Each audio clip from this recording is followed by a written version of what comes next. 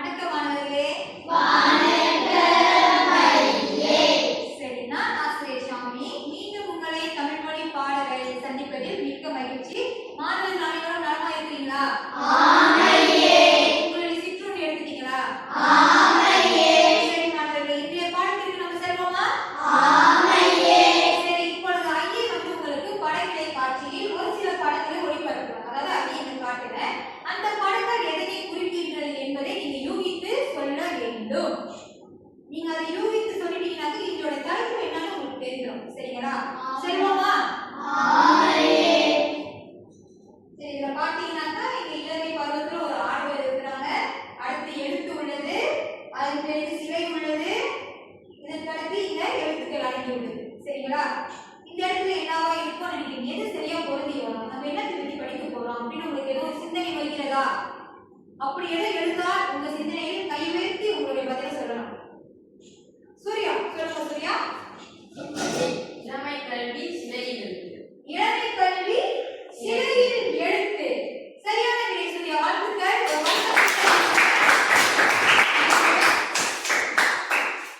வாழ்த்துக்கள் சூர்யா. சரி, இப்பொழுது சூர்யா சொன்னாங்க இளமை கல்வி சிலையே எழுத்து என்று. சரி, இந்த சொற்றொடர் எதற்கு பொருந்தி வரும்? அதாவது எந்த இலக்கணத்திற்கு பொருந்தி வரும்? மரபு தொடரா, இனிமொழியா, செய்யுளா, இல்ல திருக்குறள்? எதற்கு பொருந்தி வரும்? பழமொழி. சரியான விடை.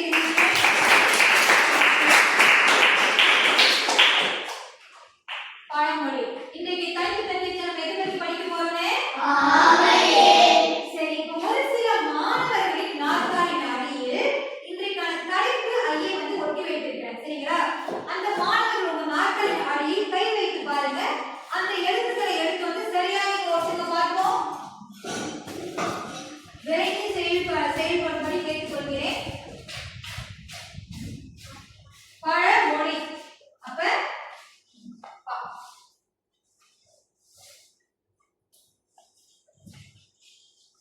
ரா, அடுத்து மோ, அடுத்து லி. சரி, பழமொழி. கை தட்டல் கொடுங்க. வாழ்த்துக்கள். நாம உங்களுடைய வெகுமதி.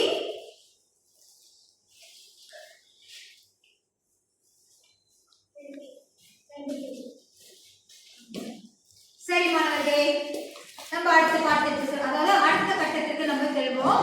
பாட அறிமுகம். நம்மளோட பாத்தீங்கன்னாக்கா ஐயா உங்களுக்கு காட்டினதானே இளமை கல்வி சிலையில் எழுத்து. சரி, அப்ப சூர்யா சொன்னது சரியான விடை தானே? அவருக்கு பரிசு கொடுத்தது நம்ம சரிதானே? சரி, பழமொழி. இவங்க ஒட்டுன விடை சரிதானே? வாழ்த்துக்கள் மாணவர்களே. சரி, இப்பொழுது நம்ம இன்றைய பாடத்தோட நோக்கம் நம்ம பார்ப்போம். சரி, நம்ம பாடம் நோக்கம் நம்ம பார்த்தீங்கன்னாக்கா இப்பாட இறுதியில், அதாவது இப்பாட இறுதியில் மாணவர்கள் நிழலின் அருமை, இமைக்குற்றம், நிறைக்குடன், வருந்தினால் ஆகிய பழமொழிகளின் பொருளை அறிந்து சரியாக பயன்படுத்துவர்.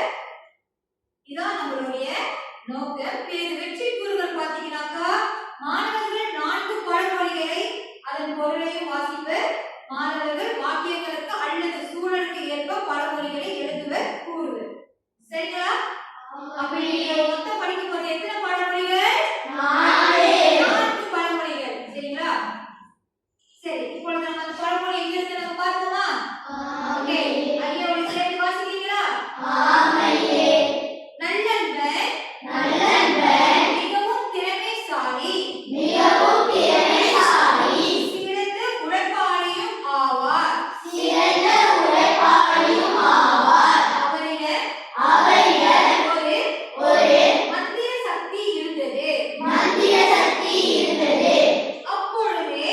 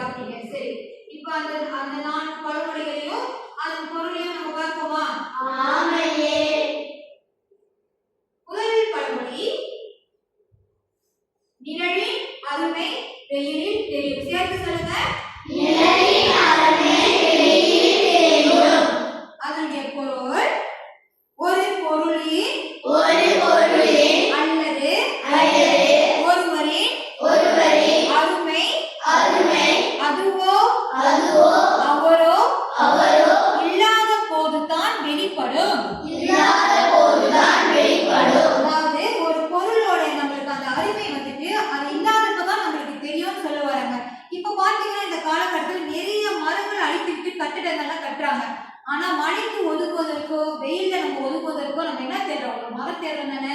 அப்பதானே காற்று வீசும், கொஞ்சம் நிழல் கொடுக்கும் உங்களுக்கு. அப்பதான் நம்ம அந்த மரத்தோட முக்கியத்தை நம்ம உணர்றோம். ஐயோ மரங்கள் வெட்டாம இருந்திருக்கலாமே. ஆமாவா இல்லையா சொல்லுங்க? ஆமாயே. சரி, அடுத்த பாடமொழி நம்ம பார்ப்போம். இமை குற்றம் கண்ணுக்கு தெரியாது. இமை குற்றம் கண்ணுக்கு தெரியாது. சேர்ந்து சொல்லுங்க. இமை குற்றம் கண்ணுக்கு தெரியாது. அதனுடைய பொருள் நமக்கு வேண்டியவர்கள் நண்பர்கள் செய்யும் குற்றங்கள் நமக்கு குற்றமாக தெரியாது. அதாவது இந்த பழமொழி என்ன சொல்றாங்கன்னாக்கா, எனக்கு வேண்டியவங்க, உதாரணத்துக்கு எனக்கு யஷிராவை பிடிக்கும்னு வைங்களேன். இப்ப யஷிரா செய்யற தவறுகள்லாம் வந்து நான் ஒரு கண்டுபிடிக்கிறேன். என் நண்பர் தானே, என்னோட தோழி தானே செய்யட்டும். ஆனா எனக்கு நவித்திரனை பிடிக்காது, டீச்சருக்கு மாட்டி விடுறேன். ஐயக்கிட்ட போய் நான் சொல்றேன் அப்படின்னு. அப்ப நம்ம வந்து என்ன செய்யறோம்? ஒரு இமை, அதாவது நம்மளுடைய தோழர் செய்யற குற்றத்தை நம்ம பெரிதுபடுத்தாம நமக்கு பிடிக்காத செய்ய ஒரு சிறு குற்றமா இருந்தாலும் அதை நம்ம மிகைப்படுத்தி சொல்றோம். அப்படிதான் இங்க சொல்ல வராங்க. சரியா? விளங்குதா மாணவர்களே? அடுத்து மூன்றாவது, நிறை குணம் தழும்பாது. இதனுடைய பொருள் நம்ம பார்த்தோம்னா, நிரம்ப கற்றவர்கள் அதனை வெளிப்படுத்தாமல் அமைதியாகவும் ஆரவாரமின்றியும் நடந்து கொள்வர். அதாவது ஒரு குடம், அதாவது நம்ம ஒரு குடம் எடுத்துப்போம். அந்த குடத்துல பாத்தீங்கன்னாக்கா நீர் நிறைய நம்ம நிரப்பி வரும்பொழுது அந்த நீர் தழும்புமா? தழும்பாது. தழும்பும் என்ன? அது கீழே சிந்தி ஊதுமா? ஊத்தாது. ஆமா தானே? அல்லது சரி, உங்களுக்கு விளங்குது போல நம்ம சொன்னோம்னாக்கா ஒரு ஜாடி அல்லது ஒரு காலியான ஒரு பெட்டி, அதுல வந்து நம்ம ஒரு சில கற்கள் போடுறோம். நிரப்புல ஐயை நிரப்புறதுக்கு தான் அது காலியான பெட்டின்னு வைத்துக் கொள்ளுங்க. உங்க பார்வையில ஒரு சில கல் வந்து ஐயை பாதுகாப்பு போடுறேன். இந்த பெட்டியை நீங்க ஆட்டும்போது சத்தம் கேட்குமா? கேட்காது. கேட்கும். இதே இந்த பெட்டி நிறைய நீங்க கற்கள் போட்டு குழுக்குனா கேட்குமா? கேட்காது. ஏன்னா அங்க வந்துட்டு முழுமையா நிறைந்திருக்கு. ஆமாவா இல்லையா? அதுதான் இங்க சொல்ல வராங்க. நிரம்ப கற்றவர்கள், நிறைய கற்றவர்கள் அதனை வெளிப்படுத்திக்க மாட்டாங்க. அந்த அறகுறையா படிச்சிருக்காங்க தெரியுமா? அவங்கதான் வந்துட்டு நான் படிச்சிருக்கிறேன், நான் மாஸ்டர் முடிச்சிருக்கிறேன், நான் டிகிரி முடிச்சிருக்கிறேன், அந்த மாதிரி ஒரு சில அவங்களை பெருமைப்படுத்திக் கொள்வாங்க. அதாவது அவங்க மிகைப்படுத்தி பேசிக்குவாங்க அந்த இடத்துல. சரிங்களா? அடுத்தது நான்காவது, வருந்தினால் வராதது இல்லை. அக்கறை எடுத்துக் கொண்டால் நாம் அடைய முடியாதது ஒன்றுமே இல்லை. அதாவது ஒரு விஷயத்துல வந்துட்டு நீங்க அக்கறை எடுத்து முழு மூச்சியாக ஈடுபட்டு செய்தால் அந்த விஷயம் வந்துட்டு உங்களுக்கு வெற்றி தான் கிடைக்கும். ஆமாவா இல்லையா? இப்போ முழு மூச்சியா நீங்க வந்துட்டு செயல்பட்டிருப்பீங்க, தேர்வுக்காக முழு மூச்சியா நீங்க படித்திருப்பீங்க. ஆமாங்களா இல்லையா? அதனால ஒரு விளைவு பார்த்தீங்கன்னா உங்க அடைவு நிலையில உங்களுக்கு 5, 6 அந்த மாதிரி அடைவு நிலைகள் தான் கிடைத்திருக்கும். ஏன்னா நீங்க அந்த இடத்துல வந்து அக்கறை எடுத்து கொண்டு அதை படித்தீங்க. அதனால அதோட பாடம் பார்த்தீங்கன்னா உங்களுக்கு சிறப்பான தேர்ச்சி. சரிங்களா மாணவர்களே? சரி மாணவர்களே, இந்த 4 பாடமொழிகளும் அதன் பொருளும் உங்களுக்கு விளங்கியிருக்கும் என்று அறிய நம்புகிறேன். அடுத்த நடவடிக்கை நம்ம போகலாமா? அடுத்த நடவடிக்கை நம்ம பார்த்தோம்னாக்கா, ஐயை வந்துட்டு நீங்க குழுவாயா தான் இருந்தீங்க. ஆனா வந்து அனைவரும் முன்னுக்கு வர மாட்டீங்க. குழுவுல இருந்து ஒருவர் அல்லது இருவர் எழுந்து வருவீங்க. ஐயா வந்து உங்களுக்கு ஒரு சில பொம்மை காட்சிகள் இங்க வைத்திருக்கிறார். சரிங்களா? அதாவது இந்த பொம்மைகள் ஐயா வந்து இங்க ஒட்டி வைங்க. இந்த பொம்மையின் பெயர் என்ன? கரடி. கரடி எதை விரும்பி தின்னும்? மீன் மட்டுமல்ல, பழங்கள் சாப்பிடுவோம். அடுத்து வந்து பாத்தீங்கன்னாக்கா அந்த தானிய வகைகள்லாம் இருக்கு, அதெல்லாம் அவங்க சாப்பிடுவாங்க. ஆனா உங்களுக்கு பிடிக்காத போல ஐயா வந்து மீன் எடுத்துருக்கிறேன். சரிங்களா? இப்ப பாத்தீங்கன்னா ஐயா வந்து உங்களுக்கு இந்த நம்ம படித்த 4 பழமொழிகள் ஐயா இங்க ஒட்டி இருக்கிறேன். நிறை குணம் தழும்பாது, இமை குற்றம் கண்ணுக்கு தெரியாது, இளவின் அருமை வெயிலில் தெரியும், அடுத்து வருத்தினால் வராதது இல்லை என்று ஐயா இங்க ஒட்டியிருக்கிறேன். சரி, உங்க குழுவிலிருந்து மாணவர்கள் முன் வந்து இந்த கரடிக்கு உணவு கொடுங்க. சரியான உணவு எடுத்துதான் நீங்க கொடுக்க வேண்டும். உணவுகள் பாத்தீங்கன்னாக்கா ஐயா வந்து இங்க ஒட்டியிருக்கிறேன். சரியான உணவை தேர்ந்தெடுத்து பாவம் இந்த கரடிக்கு சாப்பாடு கொடுங்க. சரிங்களா? யாரு வரீங்க? சரி, யஷிரா முதல் குழுவிலிருந்து யஷிரா வராங்க. எது வேணாலும் நீங்க எடுத்து ஒட்டலாமா? அதாவது எந்த பழமொழிக்கு எந்த பொருள் பொருந்தி வரும் அப்படின்னு ஒட்டலாம். அதிக நேரம் எடுத்துக்க வேணாம் மாணவர்களே, விரைவாக செயல்படும்படி அதை கேட்டுக்கொள்கிறேன்.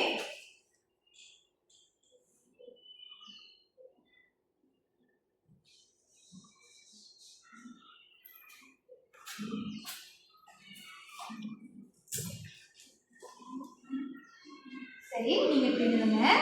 அடுத்து யார் வரீங்க? இரண்டாவது குழுவிலிருந்து யாராவது முன் வரீங்களா? ஜாஷன் வாங்க.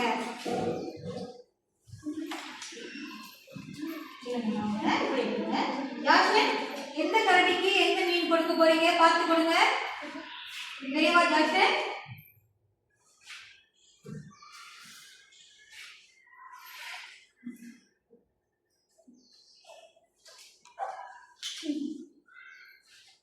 சரி, இங்க எழுதுங்க. அடுத்து மூன்றாவது குழுவிலிருந்து யார் வரீங்க? முன் வரீங்க. கிரண்யா.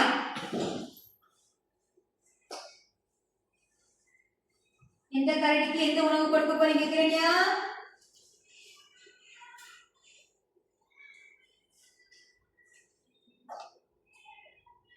சரி, இறுதியாக லவித்ரனுக்கு வாய்ப்பு கொடுப்போம். முதல்ல இருந்து லவித்ரன் கையை உயர்த்துறாங்க. ஐயா வாய்ப்பு கொடுக்குறாங்க. ஐயா அப்படி வாங்க ஐயா.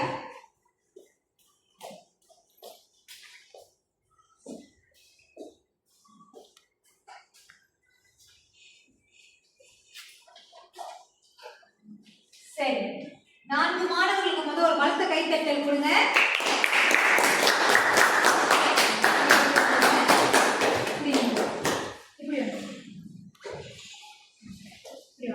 சரி, இந்த 4 மாணவர்கள் பாத்தீங்கன்னாக்க நிறைகுளம் தழும்பாது. யார் ஓட்டுறது? நம்ம லவித்ரன் ஓட்டிருக்காங்க. லவித்ரன் ஓட்டுன விடை சரியான விடையா சொல்லுங்க. நிரம்ப கற்றவர்கள் அதனை வெளிப்படுத்தாமல் அமைதியாகவும் ஆரவாரமின்றியும் நடந்து கொள்வர். சரியா? சரி. சரிங்களா? சரி, சரியான விடை. அடுத்து, இமை குற்றம் கண்ணுக்கு தெரியாது. நமக்கு வேண்டியவர்கள் நண்பர்கள் செய்யும் குற்றங்கள் நமக்கு குற்றமாக தெரியாது. இந்த விடை ஒட்டுறது யாருங்க? மாணவர் ஜாஷன், நம்மளுடைய தோழர் ஜாஷன். இந்த விடை சரியா? சரி. சரி. அடுத்து மூன்றாவது, நிழலின் அருமை வெயிலில் தெரியும். ஒரு பொருளின் அல்லது ஒருவரின் அருமை அதுவோ அவரோ இல்லாத போதுதான் வெளிப்படும். இது ஒட்டுறது யாரு? நம்மளுடைய தோழி கிரண்யா. சரியா? சரி. அடுத்து இறுதி, வருந்தினால் வராதது இல்லை. அக்கறை எடுத்து கொண்டால் நாம் அடைய முடியாதது ஒன்றுமே இல்லை. யஷிரா ஓட்டுனாங்க. சரியா? சரி. முயற்சி செய்த மாணவர்களுக்கு ஒரு பலத்த கைத்தட்டல் கொடுங்க.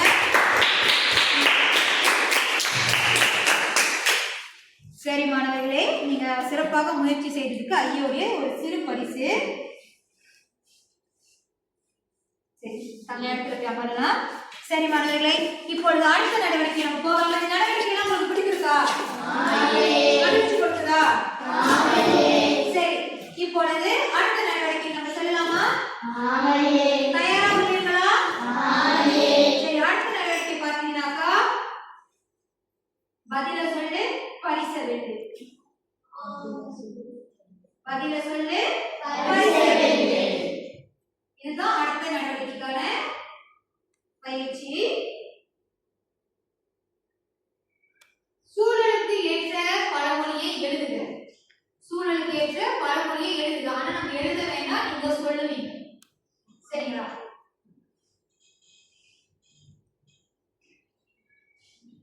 முதல் நடவடிக்கையில முயற்சி செய்யாத மாணவர்கள் முன் வந்து முயற்சி செய்யலாம். யார் முன் வரீங்க? கம்பர் தமிழ் பள்ளியின் மாணவர்களின் வளர்ச்சிக்காக அரும்பாடுபட்ட ஆசிரியை திருமதி பார்வதியின் மறைவு அனைவரையும் கலந்து செய்தது. அவர் இல்லாத போதும் பள்ளி நிகழ்வுகளில் அவரின் சேவையை பற்றி அப்பள்ளி ஆசிரியர்கள் பேசுவது வழக்கமாகும். ஜாஷன் சொல்லுங்கயா. நிழலின் அருமை வெயிலில் தெரியும். நிழலின் அருமை வெயிலில் தெரியும். சரியா பார்ப்போமா? நிழலின் அருமை வெயிலில் தெரியும். சரியான ஜாஷன், உங்களுடைய பரிசு. வாழ்த்துக்கள் ஜாஷன். ஓகே, அடுத்ததுக்கு போகலாமா? மற்ற மாணவர்களும் முயற்சி பண்ணுங்க. நம்ம கிடையாதுதான் பரவாயில்ல, நம்ம திருத்திக் கொள்ளலாம். சரிங்களா? அடுத்தது, பள்ளியில் தனது நண்பர்கள் பலமுறை திருடியதை அறிந்தும் அதனை பொருட்படுத்தாமல் இருந்த மாணவர் தலைவர் சரண் அக்குற்றத்தை பற்றி ஆசிரியரிடம் தெரிவிக்கவே இல்லை. தனது நண்பர்களின் அச்செயல் கண்ணுக்கு தெரியாத போல் இருந்தான். சூர்யா, முயற்சி பண்ணுங்க. இமை குற்றம் கண்ணுக்கு தெரியாது. இமை குற்றம் கண்ணுக்கு தெரியாது. சரியா பார்ப்போமா?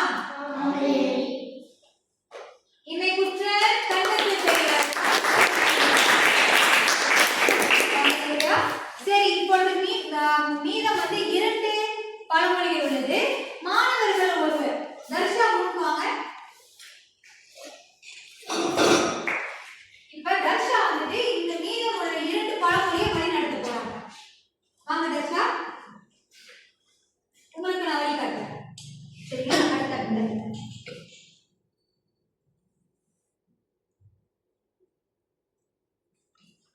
சரி தர்ஷா, என்ன விடை வரும்? கிரண்யா வாசிங்க. புகழ்பெற்ற பாடகர் மறைந்த திரு பானு கலைத்துறையில் மிகவும் சிறந்தவர் என்பதை அனைவரையும் அறிந்ததே. பல ஆயிரம் பாடல்களை பாடியும் புகழை பெற்றிருந்தாலும் எப்பொழுதும் தன்னடக்கமாக நடந்து கொள்ளும் குணம் கொண்டவர் என்றால் மிகையாகாது. நன்றி கிரண்யா. சரி, என்னவா வரும் தர்ஷா? என்ன விடைவா வரும் நீங்க நினைக்கிறீங்க? சொல்லுங்க.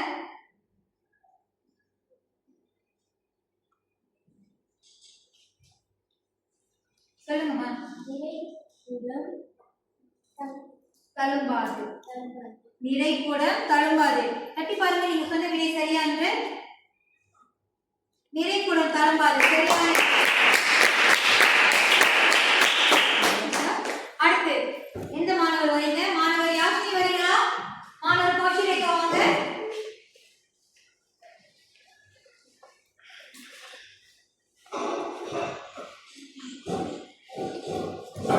சரி, சூர்யா வாசிங்க. பிக் பாஸ் போட்டியில் மிகவும் சிறந்த முறையில் தனது திறமையை வெளிப்படுத்திய திரு முகேன் மக்களிடத்தில் பெரும் புகழை பெற்று போட்டியில் முதல் நிலையை அடைந்தார்.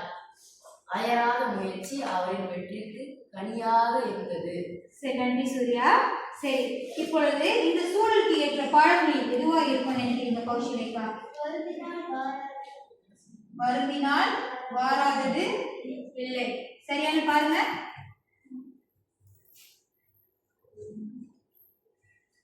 சரியான. நன்றி கௌஷிலேகா.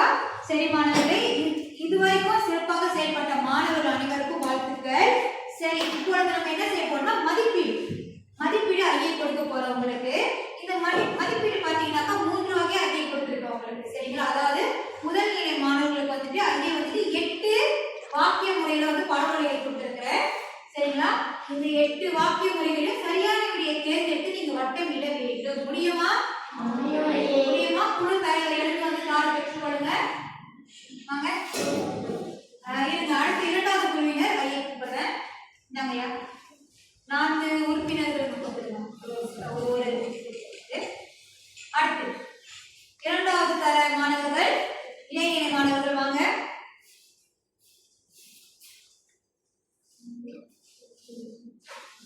அடுத்து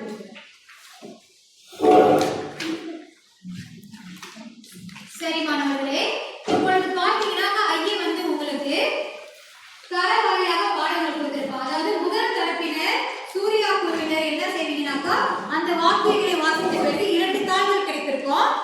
8 கேள்விகள் இருக்கும். வாக்கியங்களை வாசித்து சரியான விடையை தேர்ந்தெடுத்து நீங்க வட்டமிட வேண்டும். 2வது தர மாணவர்கள், இடைநிலை மாணவர்கள், நீங்க என்ன செய்வீங்கன்னாக்கா நம்ம படித்த அந்த 4 பழமொழிகளையும் அதன் பொருளையும் அந்த சக்கரத்துல நீங்க எழுதுவீங்க. சுழல் சக்கரம் நாங்க கொடுத்திருக்கதான ஐயை? ஆமாவா ஐயா? அந்த சக்கரத்துல நீங்க எழுதுவீங்க. எழுதிய பிறகு சுயமாக 4 வாக்கியங்கள் உருவாக்குவீங்க. சரிங்களா? அடுத்த மாணவர்களை பார்த்தீங்கன்னாக்கா கடைநிலை மாணவர்களை பார்த்தீங்கன்னாக்கா ஐயா வந்து உங்களுக்கு 6 வாக்கியங்கள் அடங்கியுள்ள வாக்கியங்கள் கொடுத்துருப்பேன். நம்ம படித்த 4 பழமொழிகள் தான் அந்த வாக்கியங்களுக்கு பொருந்தி வரும். சரிங்களா? சரியான பழமொழிகள் துணை கொண்டு பொருள் எழுத வேண்டும். செய்ய ஆரம்பிக்கலாம் மாணவர்களை, தொடங்கலாம். விரைவாக செயல்படும்படி அதை கேட்டுக்கொள்கிறேன்.